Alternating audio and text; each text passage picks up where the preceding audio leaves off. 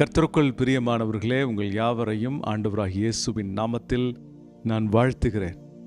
சில தரப்பட்ட மனிதர்களை பார்த்திருக்கிறோம். அவங்க என்ன பண்ணுவாங்கன்னா, தங்களுடைய கடந்த கால பிரச்சனைகளையே பேசி பேசி தங்களுடைய கடந்த காலத்திலே வாழ்வாங்க. அது சோகமான காரியமாக இருக்கலாம், தோல்வியான காரியமாக இருக்கலாம். அதிலே அவங்க வாழ்ந்து தங்களையே தாங்கள் குறைபட்டு கொள்வார்கள். இன்னும் ஒரு சிலர் இருக்காங்க, ஒருவேளை கடந்த காலத்தில் அவங்க வெற்றி பெற்றிருப்பாங்க. அந்த வெற்றியை கொண்டாடி கொண்டு அதை பற்றிய பெருமை பேசுகிறவர்களாய் இருப்பார்கள்.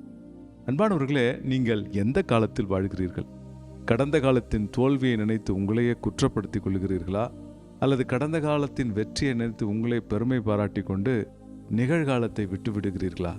அன்பானவர்களே, ஆண்டவருக்குள் ஒருவன் இருந்தால் அவன் புதிய சிருஷ்டியாக மாறுகிறான் என்று 2 கொரிந்தியர் 5:17 சொல்லுகிறது.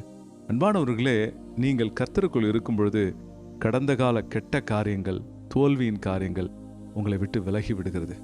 நீங்கள் ஆண்டவருக்குள் இருக்கும் பொழுது உங்கள் சுய பெருமை உங்களை விட்டு அகன்று போகிறது. அன்பானவரே, புதிய காரியங்கள் உங்களுக்குள் தோன்றுகிறது. உங்கள் வாழ்க்கை புதிதாக மாறும். அல்லேலூயா! புதிய நோக்கங்கள், புதிய சிந்தைகள், புதிய வாசல்கள், புதிய கிருபைகள் என்று கர்த்தர் உங்களுக்கு புதியவற்றை கொடுத்து உங்கள் வாழ்க்கையை சிறந்தோங்க செய்வார். ஆகவே உங்களையே கடந்த காலத்தை நினச்சி குற்றப்படுத்திக்காதீங்க, அல்லது உங்களுடைய வெற்றிகளை நினச்சி கடந்த காலத்தில் அடைந்ததை நினச்சே பெருமை பாராட்டாதீங்க. புதிய இருதயத்தோடு இந்த நிகழ்காலத்தில் வெற்றியின் சிந்தையோடு கிறிஸ்துவின் நாமத்தினால் வாழ பழகுங்க. நீங்கள் புது சிருஷ்டியாக மாறியிருக்கீங்க.